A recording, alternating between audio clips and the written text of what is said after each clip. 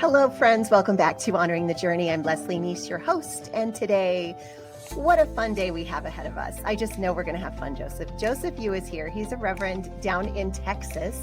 And I'm telling you, I found this guy on the internet and I said, yeah, I need him on my show because I think you are the coolest, Joseph. Thank you so much for agreeing to be part of this today. Oh, thank you so much for having me.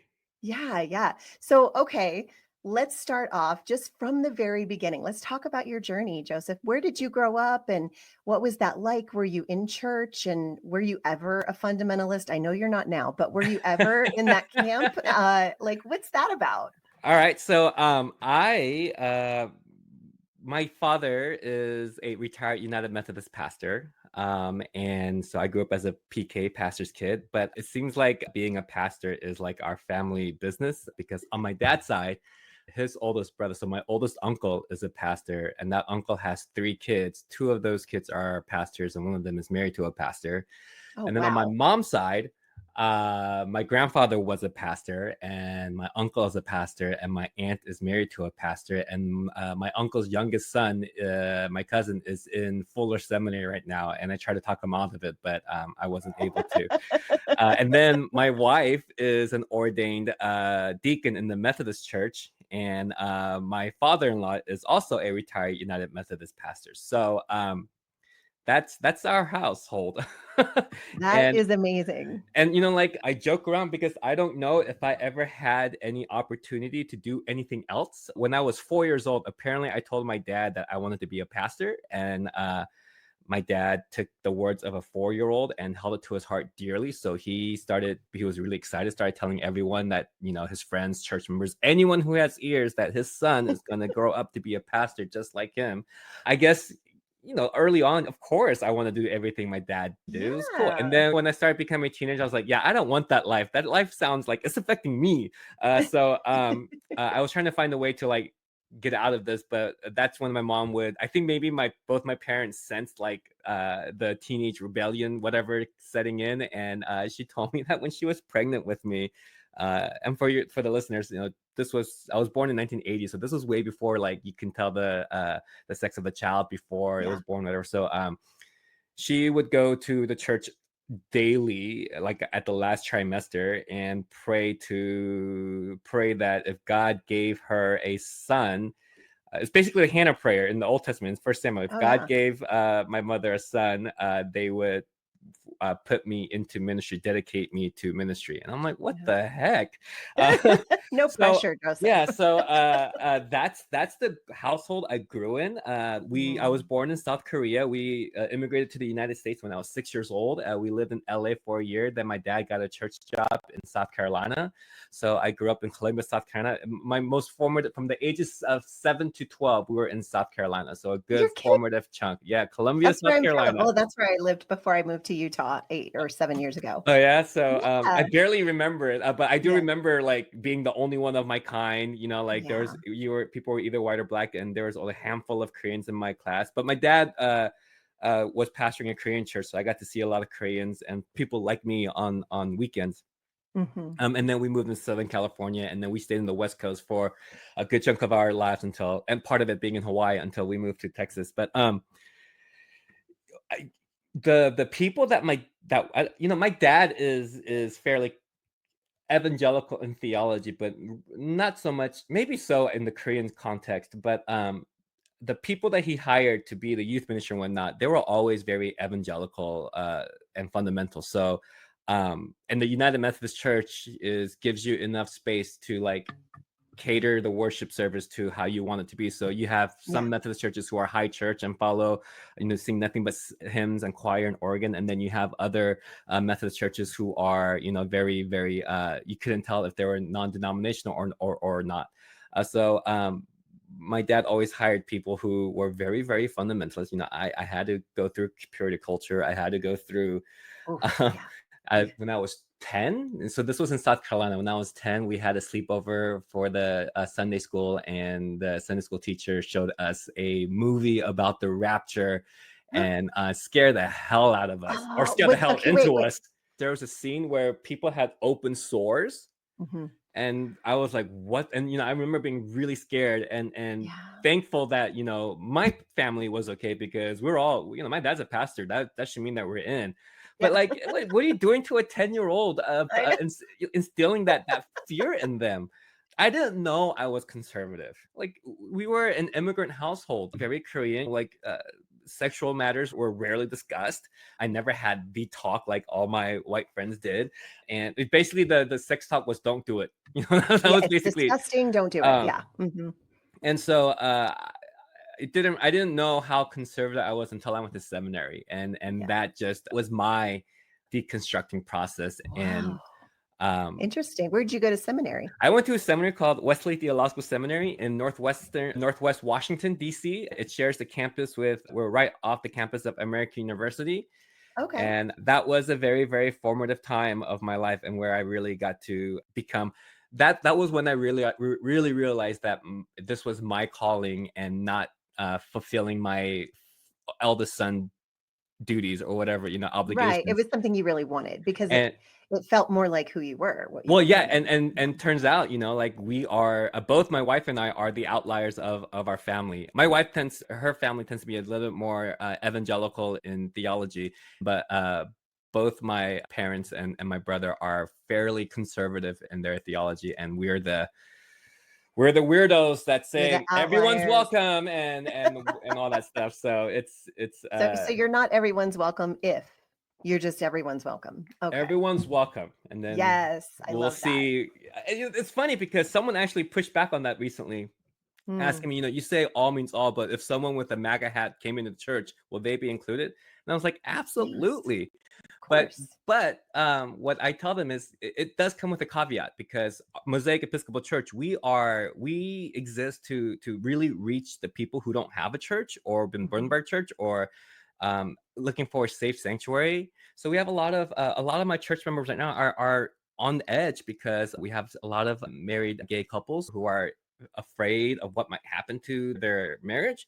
I have a couple of congregation members who are citizens, but carrying their papers around with them at all times, because they just don't know. Yeah, Um, so sad. so in those cases, when push comes to shove, all means all, but we're going to continue to lean into our work of providing a space for people who don't have space. We live in a Brazoria County, which is a very, very red county. And in Yeah. fact, in 2017, when then President 45, when he was in his first term, President Trump came to visit us after Harvey, one of the few churches he stopped by was in my city. And Oh. so, like, we are very, very, and there's before the pandemic, there was a new church, a church plant popping up like every other month. And Mhm. so what I say to them is, you are welcome to the space, but we're going to continue to be a space where people don't have a church. Yeah. So for the MAGA people who comes into our church, you're more than welcome. But if push comes to shove, we're always going to pick the people. We're always going to side with the marginalized, because you just pick any church in Mhm. Pearland, and you'll find a home that will fit your needs. Right. That is patriotic. What do you want? Like, but for our LGBT siblings, there's only two churches in our city, and they're both Episcopal churches. There are only two churches in our city that are unashamedly not just welcoming but affirming. Yeah. And so Yeah. in those cases, it's like, yes, these people don't have a space if they don't have our space. So we're going to continue to lean towards and helping them find the space. But for you, in the majority, you can pick any church you want and you'll find the space. So Yeah. yes, all means all, but we know who we are, we know what our purpose is, we know what our mission is, and we're not going to stray from that. And if Right. like the when I started this church planting in 2019, and the first phrase I learned from my good friend Sarah Heath, who's also a pastor, she Oh said, my gosh, I love her. I love oh, her. you know her? She's been on the podcast. She's a I'm good gonna friend. text her after. Yeah. I love her uh, so much. she told me, she said something like, maybe my work is not for you. and Mhm. and that was such a liberating quote. So now, like, I say to people, like, we have lots of young families come, and they want a strong youth ministry, and we don't have that yet. We don't even have a youth worker. We have a somewhat of a youth volunteer, but it's like, hey, I want to help you find the community where you can grow. So if it's not us, Mhm. it's okay. And here's a couple of churches that I trust with a pastor that has a better, more established youth program, so you can go there.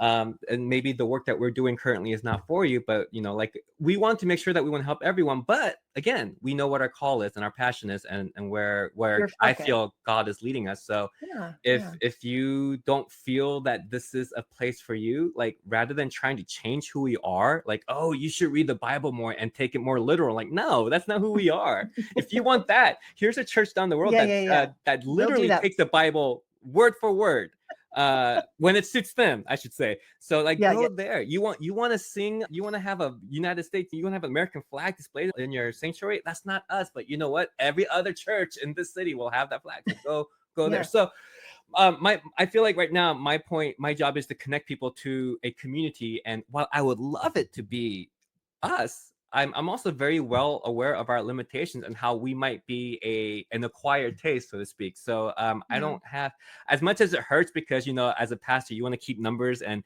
the institution always tells us to keep our metrics, so we They want to teach have that. big numbers, but I would rather have people who really feel a calling to be part of our community, than just filling the pews with people who, 100%. yeah. So that's where we are right now. I don't know how I got to there from my history, but It was great. I followed right along. It was fantastic. No, I love it. And I think that's what I love about you is, a lot of people are leaving religion and traditional faith, that they grew up in, and they're looking for a place to belong. They're looking for a place that fits kind of with where they are. And there's not a lot of places here in Utah like that. There's a lot of LDS churches here where I live. And then all the Christian churches here, they're wonderful, but their main goal is to try to convert all the Mormons to their belief system. And I'm like, I can't go to this. I'm not going to do that. You know what I mean? Like, they show up in their testimony Sundays and give their testimony, which is a very Christian testimony. And then they get upset and feel persecuted when the Mormons are like, please, would you leave? Because this is inappropriate. And I'm like, why don't you just like hang out and like wait? If people are going to leave, be there to welcome them. Like, don't go in and try to pull people away from their safety. That's all they know. Like, it drives me nuts. Could you imagine if the Mormons did that to them, and how oh my God, such persecution. I know, that's the whole thing. It's like, and so I'm trying, I've been deconstructing since like 2016 or so. And I really did try to stay in church. I did. I came here. I went to several churches. They all were trying to, convert their neighbors. And I feel like they almost feel like they're a missionary here. Like, I'm here to save the Mormons, but the Mormons think they're here to save us. Like, guys, like, what do you do with this, Joseph? Like, as a pastor, like, how do you approach things like that when people want to just like convert the whole wide world to believe exactly the way they do? Usually I just say, have at it. Just leave me out of it. Something happened. I can't pinpoint exactly what, but for me, like, maybe it's been like, there's like two unconscious things that I started doing maybe around 10 years ago that I didn't realize I was doing until fairly recently. But one is, I let go of the idea of winning souls. I mean, like, I'm an introvert to begin with, and I remember when I was a youth, in youth group, we'd have to go on fishing expeditions, and not the cool kind where you catch actual fish, but where the youth pastors pairs you up with two and sends you out to malls and other public spaces and says, go win souls and come back and report to me how many people you saved. And it's like, you're forcing these 12, 13-year-olds to go and approach other 12 and 13-year-olds, because we're not going to do that, because we don't want to look silly amongst our peers. But then we got to go approach people who are 4 times our age. Like, it was such a weird, and I hated it. I absolutely hated it. Me too. I remember those days. So somewhere like in around 10 years ago, I subconsciously decided to stop talking about heaven and hell, like teach about it or bring up the subject, and just stop trying to convert people. And so for those people who are gung-ho, I'm like, this is, and I became a recent Episcopalian, and we're under the Anglican umbrella. And the truth is, like, if there are Anglican people outside of England, it's because they were colonized, right? Yeah, right. So I just want to say, hey, the mentality that you have is very steeped into our DNA, and it's a colonization. Like, you don't care about them as, like, you think you care about them, but what you're seeing is an agenda and not a human being. An eternity. I think that's the hard part for me with it, was it's like we're focusing only on what's next. And Right. And really, forgetting everything what's around here. next? Do any of us really know 100% for sure, like what is next? I think there's a lot of different interpretations, even of the Bible, to tell us what could be next, but really none of us know. And so we're focusing all of our energies on what's next, and we're completely missing the fact that Jesus told us to love. I mean, period. Love the Lord your God with all your heart, soul, Right. strength, and mind. Love your neighbor as yourself. He didn't say convert your neighbor. Did he Right. say spread the gospel? Yes, but the gospel is the good news that God loves you and I love Right. you and I'm here. And what do you need? It's yeah. Like we're obsessed with winning. Yes. Oh, that's so true, Joseph. I hate that. And And but everything is a competition, right? Like mm, we want to have more Christians in the world than Muslims, and it's like, okay, but to each their own. And so yeah, yeah, yeah, how I deal with them is as long as they don't try to convert me. yeah. Usually, like when people approach me, they'll see either they'll see my Bible or some book out, or they see this sticker that says, come and take it, and they'll really be wanting to talk to me. And instant, you can tell where the conversation is going. Yeah. But sometimes when they come around and they see this sticker that says "y'all" means all, with Yeah. they kind of like then they walk away. So I have a deterrent, Isn't that Theo wonderful? bros that want to talk to me. So it doesn't happen much. But again, going back to the thing that you said, like about heaven and hell, or like we don't know what happens next. The Good Samaritan parable starts off with someone asking, "What shall I do to inherit eternal life?" And Jesus takes that question and focuses it into the here and now, like, and then talks about it. Yes. And so it seems like Jesus has always been more concerned about what we do here on earth, Yes. having an abundant life here on earth, and then try to bring a kingdom of heaven closer and closer to earth. And then when we die, the kingdom will finally be realized. But in the meantime, like, there's work to do. So stop waiting Yeah. for the end of your life, because that's the worst thing. That we're not supposed to be passive, but we're also Right. not supposed to be aggressive in the manner of, I mean, like, sure, we're technically not killing people, but we're killing souls, and it's like we haven't learned from the 6, 7, 8, 9, 10 crusades that we had Yeah. in our history. It's like that Right. mentality is still there. And Mhm. Saint Francis of Assisi said it the best. The best way to preach the gospel is show people how it affects your life, not by telling them that you're a Christian. Yeah. Like let your actions speak louder than words.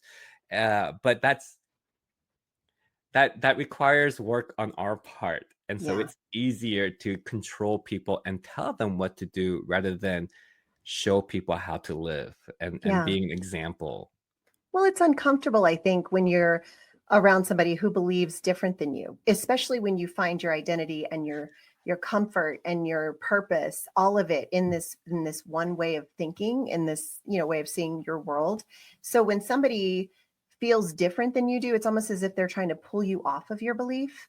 But really, are they? No. And I don't know. To me, it's just been very eye-opening. I literally grew up, kind of in fundamentalism as a young kid, then kind of thought I was edgy by being non-denominational, but then realized many years later I was just as crazy as I was before. But I feel like I can speak so many different languages, Joseph. I speak the language of the person who wasn't a Christian. Then I speak the language of somebody who was very fundamentalist. And then I speak the evangelical. And now I'm post evangelical. I'm just trying to follow Jesus. You know what I Yeah. mean? But people in the systems think that, as a matter of fact, I had somebody very, very sweet, I love her so much, comment on one of my posts today. And she said, please just answer this one question. Have you denounced your faith in Jesus Christ? Because I have another friend who, has deconstructed, and she has denounced. And I was like, I would never do that. I said, I have more faith now in Jesus than I've ever had. The thing that is the truth, though, is that I don't really have a lot of faith in some of the systems that claim to represent him. That's my problem. I don't have a problem with Jesus. His teachings were amazing. I love his life. I want to emulate his life, but I do not appreciate or feel drawn to the teachings that are fear-based and that controlling and insistent, that are focused more on a belief system rather than like love. Right. You know what I mean? And like I would, if a friend of mine came up to me and asked the same question, did you all right, tell me, answer this Did you one question. renounce? Yeah. My response was, and if I did, what does that matter to you? Yeah, Like, I know. how does my denouncing my faith affect you? Well, and I'm that's still the the same thing. person. We can still have the same conversations. It's just that, like if our only relationship was based upon us seeing each other at church, then we weren't as good friends as we thought we were, like, That's a really hard realization when you yeah. deconstruct, and Oh, that's yes. That that's is hard. absolutely the heart. And that's the thing that drives me crazy about these deconstruction people, the people who are anti-deconstructing. Yeah, Like, yeah. they make it, I remember maybe it was Matt Candler or someone that's saying, oh, it's a sexy thing to do. That's why everyone's Ugh, doing it. And it's like, no, no, this is, no. It's uh, gut wrenching. my, I have a good friend. I can't say his name because I'm going to embarrass him because this is one of my, but, he grew up in Hawaii and he's mixed race. He's half, he's like 75% Korean and a quarter African American. But when you're in Hawaii, everyone looks like that. It's just a Mhm. melting pot. Like, it's, you find more people who have mixed ethnicity in them than like full blood people, right? Yeah. So he moved to the mainland to go to school, to seminary. And the first thing he realized was, oh, I'm Black. Like, he didn't know he was Black until he was 22 years old because no one told him. And he grew up in Hawaii. So he had that. And then he had identity crisis and faith crisis all rolled into one. And this was Mm, before like deconstruction was a thing. And so he's leaving. He can't find spaces where he belonged. And what happened was, like, everyone who deconstruct, is his social network falls apart because everyone's part of this church. And then when you start deconstructing, you start asking questions that are dangerous to people who need to hold order and the status quo. So, like, they speak to you and they try to either calm you down or shut you up or kick you out, because what you're doing is, bluntly put, you're messing with their money, right? Like, yeah. the more Yeah. Bottom line. the more you get aligned, the more your thoughts get into the people's minds, it's going to affect the numbers, and numbers going to affect the giving, and the giving is going to affect the ministry. And so when he was facing this struggle with who he was, who he thinks he is, and all that stuff, and where does God play all into all this, uh because he wasn't really welcome in the church spaces anymore. He didn't have, like, he had me to lean on, but I'm like, not near him. So he didn't have a physical community. And that's the hardest thing that people completely misunderstand, is that when you deconstruct from an evangelical church that was all about control under the guise of love, when you start becoming dangerous, they kick you out and they tell people that you're dangerous. So you're not supposed to really talk to them. So now, not only are you having this crisis of identity, you don't have anyone because your social network is Yeah. is taken from you. And it is It's absolutely excruciating. devastatingly lonely. Yes. And to call that fun and it's a sexy thing to do, And it's like, sexy? you No. have no idea what these people are going through. And it's like, oh, it wasn't Jesus that hurt you, it was the church. So why are you mad at Jesus? Like, we're not really mad We're at not Jesus mad for at sex, Jesus. but we're just really, we don't want anything to do with the church. Oh, but it's the Christ's bride. Then you all should act better. Right. like Yeah, yeah, yeah. like, Yeah. stop making me feel bad for questioning the questionable things that you do. And maybe instead of grilling me with all these questions, you should really ask them yourselves and look in the Mm, mirror and have that hard conversation of, what is our purpose here? Are we yeah. really trying to help people be the person that God always intended them to be? Or are we just controlling every aspect of life so that they become a good church member? Mm. And, That's just, so good. And it's so true. And I do, that's why I do what I do. That's why I have this podcast, because I know the people that, like your friend that you just described, who is kind of like, I don't even know where I belong anymore. They're asking so many questions online. I call them invisibles because they don't want people to know they're asking questions, because they don't want to be judged. right. And honestly, when you first start this deconstruction process, it is so hard because you really want to ask questions. You want to like the posts that say things that resonate with your spirit. You want to do this stuff and you can't, because you're going to be judged by people who are watching you very closely to Right. see, what are you liking? What are you commenting on? So even a like is hard for these people. They're Yeah. invisible, and they're lonely, and they're confused, and they're being hurt deeply by people that they thought really loved them. And they're realizing that that love was very conditional, even though Very it was conditioned. spoken Yes. as it was spoken as unconditional. Well, it's spoken unconditional as long as you do everything they say. Right, which is very much not unconditional, guys. Exactly. Like, if I was an evangelical pastor, which I would never be because I'm a woman, but if I was a man and I was an evangelical pastor, okay, one thing I would do 100% is I would make a safe space for people going through deconstruction that had no motive of, you know, stopping them from asking. I would let them ask the questions. Jesus did. That's all Jesus did was ask questions, pretty much. You know what I mean? Like he never really just said, you must believe this way. You know, he was just like, well, what do you think? Well, what is Right. this? And, you know, he was just so curious. And, you know, when we squelch the curiosity out of people, and we tell them that it's dangerous for them to be curious, and when we kind of shut that off, it is so hard for people to continue in that. And like a lot of people will start the process of deconstructing and they'll be like, this is too hard, I quit, I'm going to go back and believe the way I did just because it's easier. I don't Yeah. really believe that way anymore, Yeah. but it's easier for me to fit into this system, into this community, than it is for me to question it. And to me, that's difficult. And I wish there were more people like you who are, you know, creating these spaces where people can go and just be curious and be loved right where they are, and not feel that condemnation just for being a curious, empathetic person. Right. Right. Like, have you found Absolutely. with deconstructing people that are in your life, people that you've, you know, spent time with, don't you find that they were the ones that were the most 100% into it? They were the Right. ones Yes. they were the ones that were creating content. They were preaching messages. They were trying to get the word out because they had so much empathy and so much kindness in their heart that they wanted to save the world because they were afraid they were going to go to hell.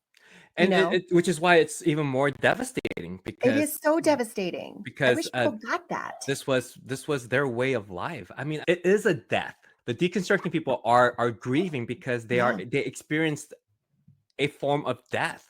it And is no one talks about that because you're too busy either the evangelicals are too busy misnaming it and calling it rebellion and whatnot, and then the people who evil. are evil and the people who are deconstructing are too busy deconstructing. So Yeah, no one's really talks about the difficult the parts, death. and part of we feel offended because we feel like, oh, they don't know what they're doing or whatever, and so like there's part of us wanting to protect our way of thinking, and so we also blame them for Right. not being faithful enough, if or mistaking God's love and or with people's action and not being able to separate the two. And it's like, you know, 1 John 4:7 is that song that we sing all the time: beloved, let us love one another, for love is of God, and he who loves is born of God and knoweth God. He who does not love does not know God, for God is love. Like, if the actions of people at church is a reflection of God's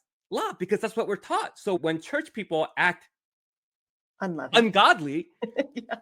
we people who are, you know, like, well, if the church is supposed to be a representative of God, like it does feel rejection. And then one of the curious things I've witnessed now is that people who've been burned by church, they're quicker to reconcile with people that they went no contact with, rather, but they're not as that willing to do that for the church. And I kind Mm, of I get it, like it hurts you so bad, and then you painful. Yeah. realize, I don't need this.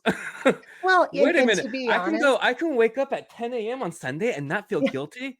Wait, I can have a drink at happy hour and I don't feel like I'm going to hell. not feel Like, like I'm making somebody stumble. Yeah. right. And it's like, oh my gosh, the freedom. This Yeah. is freedom. So like, Yeah.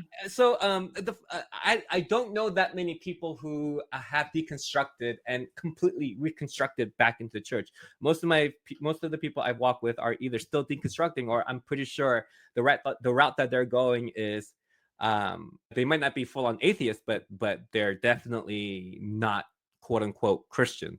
Yeah. And I feel like my job is, a pastor told me, well, why don't you try to like bring them back to Jesus? And I was like, I don't feel like that's my job. And it's like, well, you're a pastor. I'm like, yeah, I'm pastoring them. I'm walking with them, and Mhm. I'm showing them that for me, I feel that the most fullest life that I can live is following my calling. But I understand that that might not be for person A. And so let's see where person A goes. And you know, I will serve as best as I can to be that presence of God in their life. but I'm not gonna force. Why would I force someone to do this, to go back to this exact space where they're trying to figure out if they ever fit in? And Yeah. so, like, Well, it's hard. I think the people that are kind of in your, if you're deconstructing and the people who were in your previous faith tradition are kind of pushing you away, you have to remember it's not personal. Like, I think they're just afraid. I think they're afraid that if it could happen to you, it could happen to them. right, And they're afraid that you will be a bad influence, that, you're going to make them doubt. And to be honest, that sounds like a fragile faith to me. well, I feel like if you had strong faith, you would be fine with being friends with somebody who's deconstructing. again, I come back to the point where when pastors get really offended by people deconstructing is, it may not be in the forefront of our mind, but I know that we react the way that we do because, again, it messes with our bottom line. It's going to Yeah. mess with our giving. It's going to mess with our membership roles. It's going to mess with, like, so if you have that one bad apple that plants bad seeds, you can't control anymore. So the Yeah. best thing to do, I mean, you treat them like cancer, basically. Like, you just Mhm. expel them out of the body and hope that they haven't infected anyone else. Yeah. It's And it's it's a really tender place to be. And I have so much respect for people that go through it anyway. yeah, Because that tells me that your faith is more important to you than you even realize. If you're willing to fight to figure out, what do I believe? Not what have I been taught, but what do I right. really believe? And And deconstructing is simply asking that question. It's yeah, not yeah, like this massive thing. The moment that you ask, wait a minute, why was I taught this thing, and how does it relate to me now? That's the questions you should be asking. And but that's also part of deconstructing, right? You yeah. asking the why question is a very fundamental part of who we understand who we are. So, let people figure out who they are. And if you love them enough and give Mhm. them space, they will come to be the person that they feel like they should be.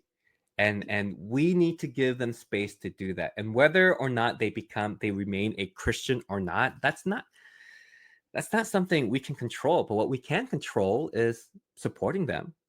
And let's Yeah, just like the parable of the sower. Like, let's just plant the seed and let's see where it goes. Like, yeah, yeah. let's tend the garden, let's water it, and see where it goes. So, part of it also, I think, is because I'm no longer a young person. Like, Yes, I I know I'm agree. Asian, so I look like I'm 20, You late 20s, do. early. But I'm 25 I'm maybe. 25. I'll take that. But I'm 44, and I'm tired. And Oh, yeah. but I remember, like, when I was in my 20s in ministries, I'm pretty sure that it was more ego driven than anything else, and I wanted to change the world. I wanted to be the person. I was a United Methodist back then. I wanted to be the person that did something really great with our church, that it grew, and other churches and other conferences are going to come reach out to me and ask me how I grew my church. Like, I wanted to be that person, and I wanted to, like, really make an impact in not just in my city but the entire denomination. And I think I hit 35 and 36, and I said, nope, that's a Yeah. stupid thing. That's, first of all, pride driven. That's all about That's me. ego. That's total ego. And Yeah. then I picked up Donner Miller's book about marketing, and I think he's called, like, Telling the Story or something like that. And he wrote, be the mentor in someone else's hero's journey. Like, you're not the hero anymore. And I was like, that resonates so much.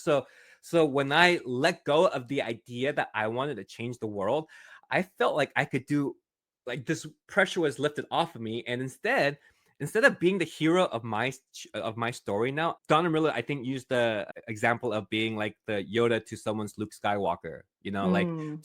just you're the mentor. And for me, I brought it back to more relevant, and I tell people that I want to be the Mr. Miyagi to your Daniel San. Like, let me just Wax on. Wax on. it could be a page in your chapter, or entire chapter, or multiple chapters, or the whole book, but I am here to help you discover who you are.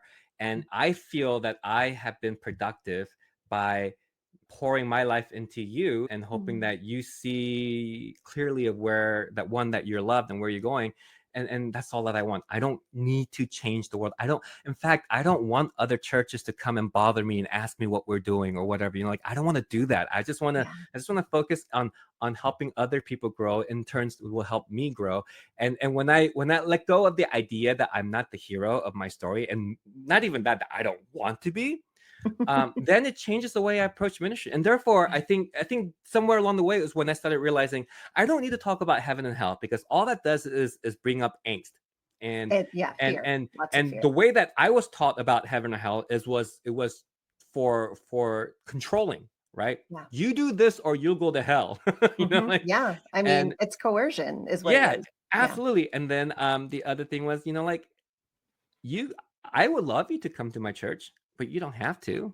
And I'll still walk with you. I would love you to be a Christian, but I also know how much baggage that comes from Yeah. being a Christian. Like, I'm a church rat. I don't know anything else outside of the church world. When I was in 2019, when I didn't know what was coming, like I didn't know what's coming next, I was trying to find like a secular job so that at least I'll have income to support my family. I realized I have no real world set skills. Like, Mm. I can tell a story, but like, so do I have to resign to like selling insurance? No offense to people who sell insurance, but I'm just like that's Yeah. the so I just want to I just want to help people become who God always intended them to become.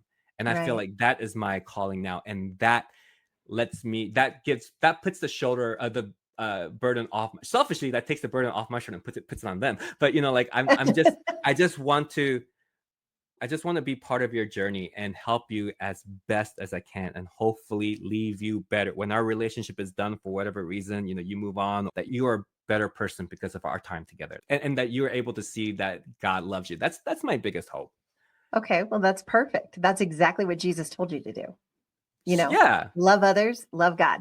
exactly. Period. You know what I Somewhere mean? along the Like, way, that turned out to, let's go and kill all the Muslims and Jewish yeah, people if you don't believe like in us, the we're going to crusade. kill you. Even though Jesus said, put down your sword. Like, let's just Yeah. love people. And to me, it's just crazy how you can take that message that he left, you know, and make it into something coercive and violence based and all of the things that it seems to be doing in so many of the different systems. Not every system. I don't think every church is wrong. I think churches like yours that include and affirm and love and accept. If you say that you're a diverse church and your congregation is pretty diverse, but you look at the leadership and they're all white, that's not a diverse church. That's just Yeah. tokenism.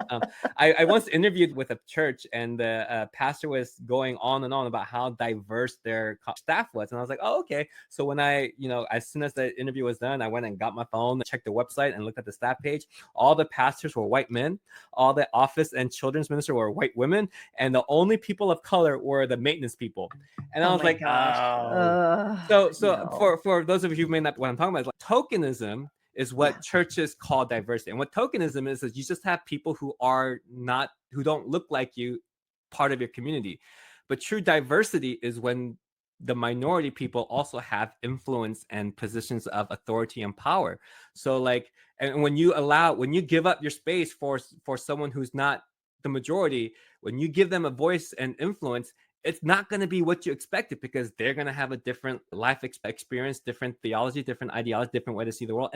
And while that's beautiful, it's also difficult. And because it's difficult, people often choose to go the token route and just hire people who don't have that much say, that doesn't look like you, and then just hope that they'll bring people into your church that don't look like you. So if you have a very diverse church, but none of the chairpersons of committees and ministries, none of the pastors, none of the people who have a voice in where the direction of the church goes, if none of them are diverse, then your church is practicing tokenism, and Mhm. it's not the same thing as diversity. Yeah. Yeah. That's beautiful. And you're right. And there's so many, if you look at the staff page, Yeah, you're that's the like, first "Woo." thing I go to when I Yeah. see a church. I'm like, okay, we are a diverse community. I'm like, oh, let me see. So because when you say we have they show the picture of the congregation, you're like, oh, that's really diverse, and then you go Yeah. like Yeah. Yeah. and like, oh, What about the okay. leadership though? Yeah. Exactly. Yeah. No, yeah, and I love that you have this church where, I mean, you are a minority teaching in the pulpit, which to me, I'm very drawn to that. Like, I want to hear perspectives and voices from everywhere. Whereas before, I don't know if I would have done that, Yeah. back in the day when I was Sister Christian. I think I definitely I've grown a lot only because I think I've allowed myself to. I've allowed myself to see what was holding me back Mm, and what I needed to do to make sure that I could become a more loving person. I tell people all the time the reason I left the church was to pursue love more and feel like I was doing something that felt right in my heart. And so like the last thing I want to do is be hateful towards the people in the church, because then I'm going backwards. You know what I mean? What was the reaction to that? Because because you're like, I'm leaving the church to be more loving. It was Like not that's a good, slap in the face to the churches, you but know? it's true. But No, it's it's true. absolutely true. Yeah. But I'm like, listen, I felt like, I was meeting people. I don't know if you know this about me, Joseph, but I was on Survivor in 2007. And when I was on the show, I was a What yeah. season? Who was the winner of that? My wife is obsessed with Oh, Survivor. is she really? It was season 15, Survivor China. China. And Okay. they had this big welcoming ceremony in the beginning. And I was a Christian radio host at the time, and they had us bow before Buddha, and I wouldn't do it. And I walked out. And so I got the name Sister Christian. It was slapped on me. Right. And, that was just a really, in that moment, I was taken out of my Christian bubble in the Bible Belt. And I was, placed in the middle of China with very diverse cast from Yeah. different walks of life. And one of the guys on my tribe was a gay Mormon flight attendant. And we connected to the point where he called me mama. And he was This just is such a good friend. all ringing like this is Yeah. all like I'm like I remember this. Todd ended up winning this season. He's the guy that I met on my tribe. And yeah, he I think my love for him, and then coming back into my bubble and trying to live the way I used to, I was different. Something changed. I was asking questions. Why do we treat them this way? Why Yeah. do we say they're disqualified from heaven? And I would ask these questions, and people would say, well, it's an abomination, and like they would always have these answers that were very quote biblical, but when you really do the research yourself and you realize, oh, it's an interpretation. It's not like the Bible is clear. It is an interpretation that you have been, kind of taking upon yourself and now spreading as truth. So I started asking the questions, and I mean, it just blew my whole world wide open. Um was there a wrestler on Yeah. that season? Yeah. It Yeah. was a female Ashley wrestler. Ah, Massaro. yes. Yeah. She lifted me up and threw me down in the mud. And as soon as she did, she goes, "Oh my gosh, are you okay? I'm so sorry." And I was like, "Yeah, I'm fine." As the mud's like dripping off of me, it's like in my mouth. I mean, it was disgusting, but yeah, it was quite the adventure, to say the least. I just took a screenshot and I'm gonna send to my wife after we're done. 'Cause she's her and a friend who now lives in Arizona. They do like Survivor watch dates and whatnot. Oh And my gosh, I when we used love to live this. in when we used to live in Valencia in California, he was at the time the vice president of communications of CBS, one of our church members. Mhm. So his son was like always into Survivor at that day, and he'd be at every single finals taping, and I see his face. I'm like, why can't Chris send Oh, us? Why can't he yeah. give us We tickets to like go? Survivor. But No, that's it's a hilarious. great show, and Wow. it has changed. And actually, I'm just now starting. It starts tomorrow. It premieres tomorrow. Me and Todd, the guy who won my season, your wife might want to subscribe. It's called Beyond the Torch. It's a new podcast, and what we're Okay. doing is we're talking to people who have played the game, and like why did you want to do it? How did you get on the game? Was there anything they didn't show that you want to talk about? And what are you up to now? And did the Right. game change your life? Because it changed the trajectory of my life. It changed the trajectory of Todd's life. Like we have been so impacted by this show that we were like, I mean, we you need to left the do a church because of podcast. it. I did. I did. I literally had to bury Sister Christian. You know what I mean? Like it was, But hey, that's perfect because you can't yeah, have resurrection without death. So so so exactly. so this part of you died so that it's So that that I can live that now. Paul word. I can't even think the I have died in Christ and now I'm a new creation. Literally what happened right here. Yeah, You let go I of did. this sister Christian thing and then only to discover that there's something bigger and deeper and better So waiting for much you. better. And I say that all the time too. I'm like, I feel like my deconstruction was like I was in a womb. I Yeah. like when I was in the church, I was in a womb and it felt safe and it was warm and it was comfortable and everything was familiar. And then all of a sudden I started having contractions. Yeah. And it was doubts. It was questions that nobody could really answer. And I was like, oh crap. And so then all of a sudden I'm born, which was very, very painful and just disorienting. You know what I mean? I'm born into this new reality. And I look around and I'm like, oh my gosh, I thought that was it. And look at the colors now. Like everything was the same color in there, Yeah. Now I'm like, oh my gosh, I see the rainbow of colors. I see beauty. I see freedom. I see like, I can learn from people. I don't have to be afraid of them. Like I have been reborn and I am now experiencing the freedom I believe that Christ was talking about when he Yeah. said it is for freedom that I have set you free. I get it now. Whereas before I didn't. Yeah, I love the analogies because some rabbis say that the Red Sea was a birth canal, and Oh, the Israelites were born on the other side of the Red Sea. But if we all know the story, it wasn't easy on the other side. They went through no. a lot of stuff before. Well, what you have to unlearn. I mean, the unlearning was the hardest part. Yes, The letting go of, certainty. What? I mean, that's what kept me grounded, I thought. which And is here's funny because certainty is the opposite of the faith, opposite not of doubt. faith. I know. I realize that now, but I did not see it at all, Joseph. I Yeah. saw nothing the way I see it now. And I don't know. I feel like initially when you first start to question, the way that the Bible's been interpreted and different things, some of the belief systems that really grounded you, you start to you feel like you're free falling.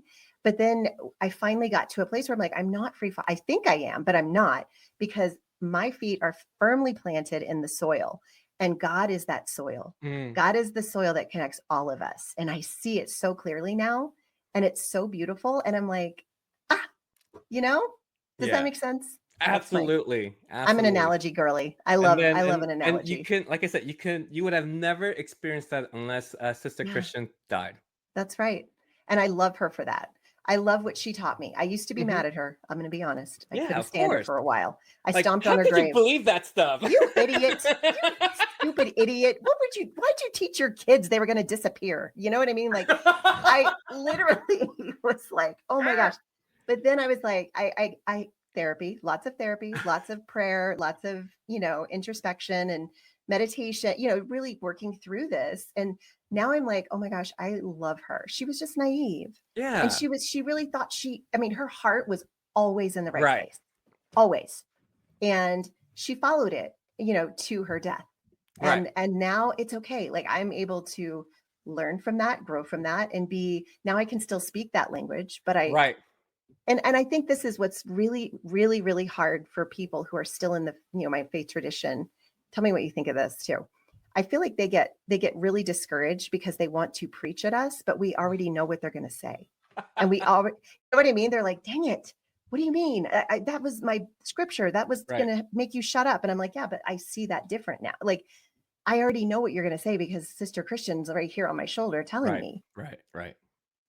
And it's just wild how like just the desire to control other Mm, people. yeah. You see it viral. Something goes viral like every other month about some Christian man telling girls that they're not dressed appropriately, Yeah. or some Christian moms telling girls they're not dressed appropriately, and it's like, okay, that Jesus says if your right eye causes you to sin, it doesn't say make the person change clothes. It says gouge it out. Yeah. And Yeah. it's always like, what, instead of asking ourselves, hey, why does this make me feel uncomfortable? Like Mm. what is going on where those girls who are minding their own business and have no effect on my life. And I'm sorry to keep using girls as an example, but No, but that's like, a big one that they but it's use. like, So you're right. what does that have to do with me? Right. Oh, they're Why embar- am I they're feeling like, I tempted? have kids. Well, you're the parent. Turn them away. Yeah.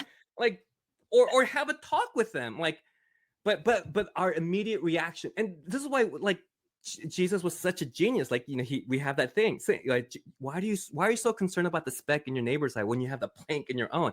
And it's like, Yeah. hey, when you deal with your plank first, one, you'll see your neighbor clearly, and you'll see your neighbor as someone to love and not to control. So take Oof. that plank out first so that you can see clearly. But we don't want to, because taking the plank hurts, because we That's have going to to be painful. address our shortcomings and our uncomfort. So it's easier to shove it down and says, no, you go change because you're being inappropriate. Yeah. Yeah. And Yeah. like, no, you come to church and believe this thing because this is the way to do it. And it's like, no, it doesn't have to be this way. Like, Mm-mm. how arrogant are we trying to stuff God into this box?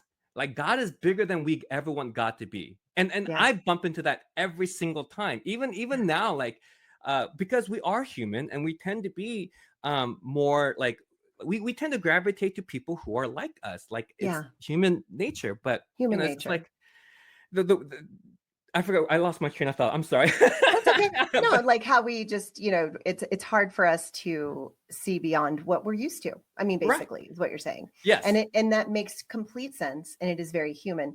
And I think that's why, to me, I think people who do pursue deconstruction when they begin it, instead of turning away from it and saying, no, that's Satan. People who do that are some of the bravest people I've ever met in my Absolutely. life, Absolutely. because you are literally, you're giving up a lot. Now you're gaining a lot, but I mean, it took me 5 years to gain anything Oh, from it. Cause I mean, I felt like it was just loss after loss after loss for so long, which is why I do what I do now, which is why I help people through deconstruction, because I didn't have anybody at that time. I didn't know this was even a thing that could be coached, I just thought I had to shut up and be quiet, because if people knew what I was thinking, they would hate me. um, how many people did you take with you? Maybe not immediately, but like after you left your Christian circles and whatnot, did anyone else, not because of you, or but Right, like, right, right. did anyone else like leave and then reach out to you after they left? Yes. Did that Well, a happen? lot, but Yeah, they're invisible. They're people who I would never say their names, because right. many of them are doing But it they're still in quietly. there. They're still in there, and they're doing what I did for a long time. They're trying to make a difference from within. Yeah, It's exhausting. it is. And so what I tell people, I had somebody ask me the other day, are you just trying to get people to leave religion? Is that what you're doing? And I'm like, no, no, I'm here if they do. Like, I'm just trying to be there if they feel that that is something that they need to pursue.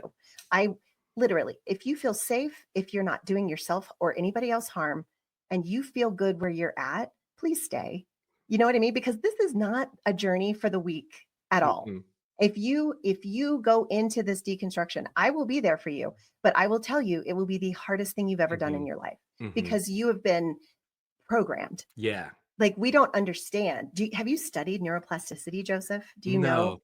Holy crap, it's so amazing. Like, our brain, literally, the more, and that's why every time you go to church, you sing the same songs over Yeah. and over and over. You sing, you hear the same messages over and over. Every time you hear that message, it's like the neural pathways Mm. widen, right? So then when you have to replace those messages with something Ah, new, yeah. you've got to, whew, it takes a while to reprogram. And Right. then once you get to a place where you're like, okay, now I know what I believe, which 2023 was when I finally started speaking out about it, Mm. because for 7 years, I think I didn't say a word, because I was like, I don't even know what the heck is happening here. This seems very dangerous. I'm going to go to hell. You know what I mean? So, like, I was like really scared. But when I finally, my plasticity sort of like went in my favor finally, I was like, oh, I see it now. Okay. Whew. But when you're in it and you're Yeah. surrounded, that's why it's like, when you say you're going to leave, are you in a Bible preaching church? Are you surrounding yourself in fellowship with other believers? Are you in the word? They want you to continue to Right. use those messages Right. so your brain stays programmed. No, no, no.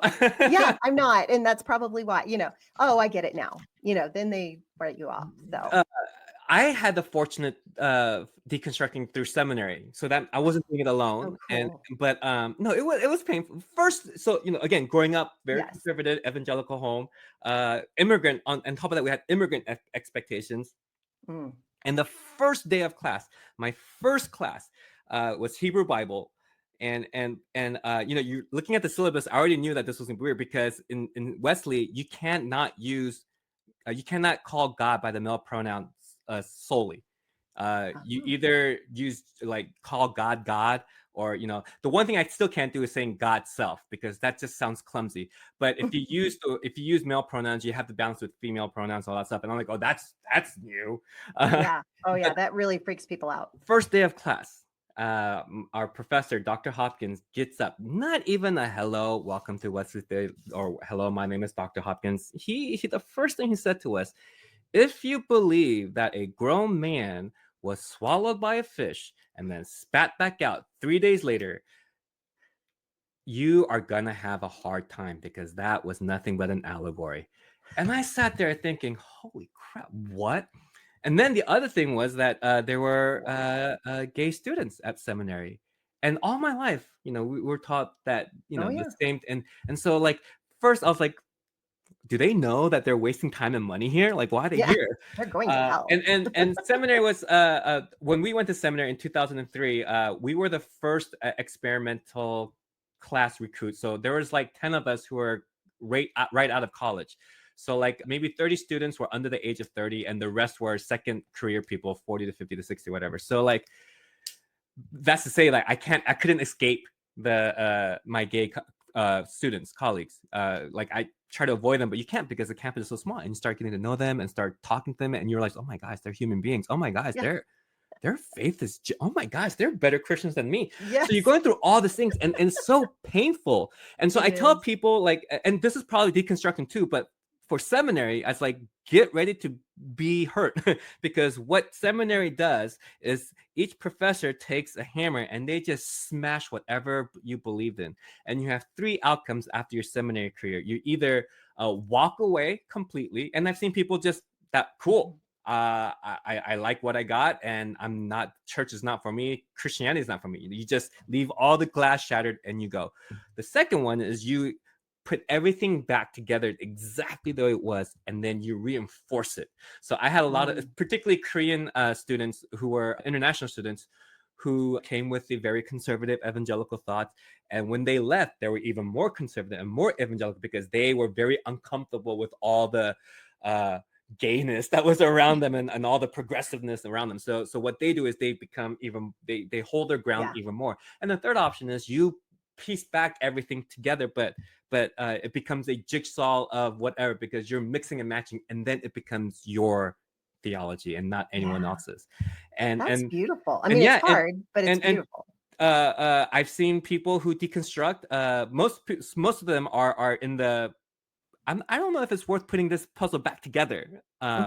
Yeah. And the people who are reconstructing, rarely do they build everything the way it is, but they're slowly putting pieces back together, and there's comfort in the things that you grew up with since you were 2 years old. And so they but then some of that doesn't make sense, and they're trying to constantly figure this out. And so at least I had the safety of academia and colleagues who are going through the same thing, but the people today who, I think 2016, the election with President Trump the first time was the big catalyst for all of this when I left. deconstruction. Yeah, that's when I left. Because now we were seeing the church do the exact opposite of what they not just taught us, but grilled into hopefully us. Not physically, but beaten into us. Yeah. And no, and now, you're right. And now you're it's like, wait, if they believe that he is God's chosen after everything that they've taught me all these years, what else are they lying to me about? Right. That was my big question. When I was a local pastor church in Santa Barbara, we were a small church, average age about 60 to 65 to 70, and Santa Barbara is conservative. I mean, is a pretty progressive because we have UCSB, the party school of the nation, right there and whatnot. But overall, it's very still conservative because it has old money. Right. And so, but our church wanted to. The United Methodist Church has this thing called reconciling ministries, where these people work on reconciling the harm that we have done to the LGBT people community. And so if you are a reconciling ministry, it kind of shows people that you are a safe space for people who are not hetero, who are not cisgendered or heterosexual. Right. And so we had this conversation of trying to see if our church should become a reconciling ministry. And these people, especially the really people who are very strongly against it, they are very loving. They are very kind. They're very open. And I was like shook about how adamantly opposed they were to this, to become a reconciling ministry. And I was like, what is going on? And then it finally hit me. They're like 65 to 75 years old, right? If they start questioning this, because the Bible said this, 75 years they grew up with, the official United Methodist statement was homosexuality is incompatible with scriptural teaching. Right. Mm-hmm. So if they finally have to say, okay, we want to be fully embracing, and what the Bible said about these issues it's not what it meant, whatever, that starts a slippery slope. right? Yes. If I was wrong about that, what What else? else am I wrong about? And then and people don't want to tug that string, No, it's especially when so you're hard. 75, right? Like Yeah, you when don't an have that older much time left. person Why yeah, don't when you? an older person does that, I'm always blown away. Yeah, I'm and like, so "Wow." they dug their heels in deeper because Mhm. they didn't want to pull that thread. And it's like, just pull it. Just Just pull pull it. it.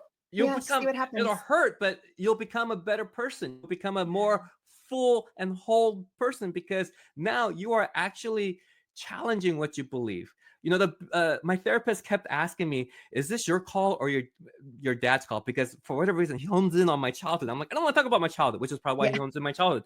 Um, but you know, he kept asking me like, "Is this?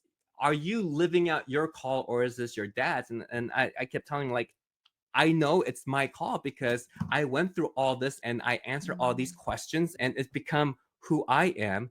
And my theology is so different from my dad's that it is my thing, but that pulling up the thread, like, don't be afraid of it. Yeah, And it's you'll be surprised how many people, I mean, like you said, those people who are invisible, maybe, I mean, like, maybe they don't even know that they pulling. talk They don't like, even know that's what's happening. Yeah. and like if maybe if they just look and ask, hey, you know, you'll find that, hey, there's a lot of people in your community who has that same question. So if you start pulling that thread and asking, why do I believe what I believe, Mm. because I had to do that. Why do I believe that my dad believes that everything happens because God allowed it, right? So Mm. he once told me, and it's a good thing that both his English is limited and my Korean's limited, so we can't get into deep like theological discussions, which is good. But you know, he was telling me like a bird doesn't die without God's permission. I was like, that's BS. But if that works for you, old man, that works for you. Like, I don't believe that. Like, I don't Yeah. believe God's up there, you know, twirling his fingers to create hurricanes. You know, Yeah. God set, you know, physics in this world, and that's how we operate in this system. But like, if my dad wants to think that way, that's Let him. fine, Yeah, yeah, yeah, right? yeah. And my dad always he did once say, I'm really worried about where you're going, and I Mm. was like, don't worry, I'm I get that a fine. lot. I get that a lot from my family. Not my mom. My mom's she's open-minded. She doesn't see the world the way I do, Yeah, but I think she's proud of me for yeah, jumping. yeah. You're just jumping into the unknown. Well, you're And taking ownership of who you are yeah, and what who you I am. believe. Yeah, And now, and if I'm honest, when I was believing that homosexuals wouldn't be able to be Christians or what, when I believed that, when I would share that belief with people, I would cry and say, I wish this weren't true. yeah. And I thought about that. I'm like, why is my heart kinder than God's? Why is my heart kinder than his? Oh my God, that's Like, such a good question. you know what I mean? Like, Yeah. if you don't feel like what you believe is kind or loving, maybe just take another look at it. Do you know what I mean? Perchance. Does that make sense? Anyway, golly, I could talk to you all day, Joseph. You were so much fun. And I knew this would be fun. And thank you for your patience with me, guys. He had to reschedule because I had something come up last week. But I'm so glad we got to chat though, and to hear your story and your perspectives, and just knowing that you have a space where, so Yeah. if you're in Pearland, Texas, guys, and you're not Pearland. at We're land Joseph. of pears, but there's no pears in Oh, sight. Pearland. Okay, not Pearl. No, Pearland. Pearland. yeah. Okay. We Yeah, are if in you're a there. suburb of Houston, and Okay. in 2016, I think our city was like 95% red. And I was like, oh no, where did I move our family to? But it's okay. You know what I mean? It takes every kind to make it go. So Yeah. I think, if you're in that area, make sure you go visit, say hello. And I'm also going to put some links. I want you to follow Joseph if you're not already. You probably already are on social media, because his videos are so good and they're so clear and they're just coming from a heart of love. And I respect what you're doing, because I know you probably get some flack from people, but it seems like you get it, but you're like smiling while you're like, okay, Like I said, whatever. I'm too old. Like, I my Instagram and Facebook, for what I think, I got the benefit from Christian nationalists a little bit because that boosted my social media platform following. Hmm. But I just I don't know. I keep losing my train of thought today. It's I'm still okay. stuck on Survivor. That's why. Yeah, I was gonna say I should have told you before we pushed. I didn't or think about it. after. I'm I like know. I'm like, oh man. But I'll end with this. I'm not the only one out there. Yeah. There are plenty of people who are doing the same work. that I'm doing. There are plenty of spaces that are safe and help you to grow. And I also tell this to people, which makes a lot of my pastor friends mad. If you are deconstructing and you're looking for a community to reconstruct in, it does not have to be your typical church. It's just a community that's grounded in a common goal and love. And if that's a book club, a lot of spirituality stuff happens in book clubs because someone says something and boom, it starts, So I would suggest to people who are deconstructing, one, don't do it alone. Yeah. There are people who will walk with you. If you might not be able to do it at church, but you'll be able to do it at a book club. You'll be able to do it at a run club. There's just find or people. Even like a yoga studio. I have a great community up at the yoga studio, and everybody is so diverse there as far as their belief system. Some of them are LDS, some of them are Christian, some of them are X, it doesn't matter. We all are just there, like connecting on something that we all share in common. Exactly. So don't, that's my only advice for deconstructing people. Don't do it alone. Yeah. And the onus is on you because we don't know what you're going through. And if you don't be prepared to be hurt, be prepared to be betrayed, because you might share something who you thought really would help you, and then you're going to scare the bejesus out of them. But that's the more reflection on them and not you. Yes, 100%. So important. Always ask questions, and just don't feel like you're alone, because you'll find that a lot of people, maybe some even behind the pulpit, are asking the same questions that you are. So regardless of where you end up, I stole this from Andy Stanley, but we make it our church motto: everybody matters to God, even if God doesn't matter to you. And I believe that wholeheartedly. Like, you are loved even if you don't love God. That's fine. That's okay. But know that the universe is for you.